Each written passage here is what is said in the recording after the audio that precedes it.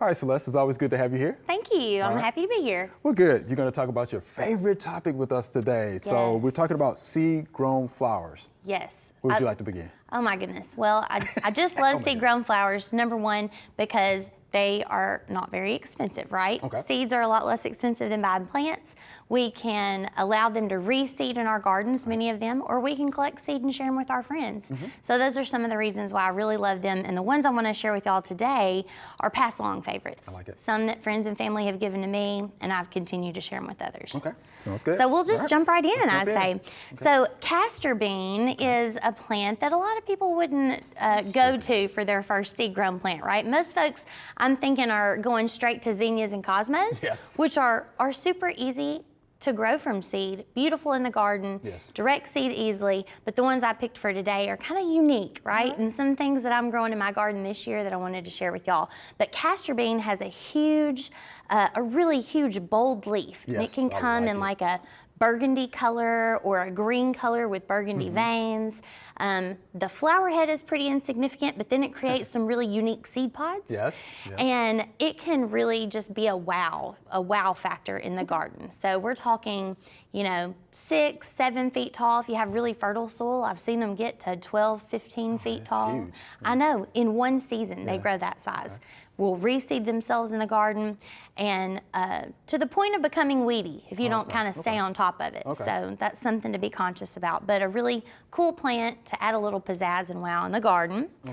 My number 2 favorite plant that I wanted to share with y'all today is called balsam. That's a common name for it. The scientific name is Impatiens balsamina. And my mother-in-law shared this seed with me. And she said that when she was growing up, they called them touch-me-nots. Because, yes, I've heard that. as the seed pod dries, when you touch it or if the wind blows it too hard, the seed pod will pop open and shoot the seeds out. So it's like a dispersal mechanism that the plant created, but it's fun for kids and available in lots of beautiful colors. The bloom itself kind of reminds me of a snapdragon, but it doesn't have the top hood on it. So it's kind of like looks like a jaw, right? Just kind of open and hangs off the plant. They're beautiful, bloom all summer long. Snow on the mountain was number 3 for me. So this really is an heirloom type plant. These are things, all of these plants, they're not things that you're gonna go to a nursery and see for selling a 6-pack. They don't look great, right, at the nursery when they're seedlings. And so I understand that nurserymen don't wanna put their stock in that, but they're easily grown from seeds. So seek out friends who have these or order them online. But snow on the mountain is an annual euphorbia.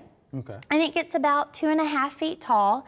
Think a long stem that's really sturdy and then lots of foliage at the top. So you want to put it where it's got something covering up its ankles. You know what I mean? I like this. Yeah, you don't want it showing its legs too much.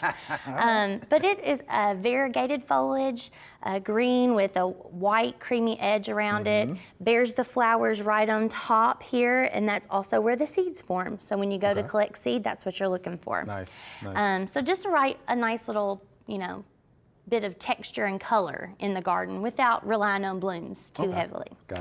Jewels of Opar is number 4. This plant is super unique because it is very, very tough. I have seen it come up in the crack of asphalt. Like, you know what I mean? It's growing. Is tough. There's no soil there. It's just, leaf matter that's jammed down in the cracks, and it's just growing there. So it can tolerate heat. It can tolerate drought. It has a really pretty kind of chartreuse foliage, but its main attraction is this really tall seed head that comes up. We'll call it the inflorescence, a really tall stalk.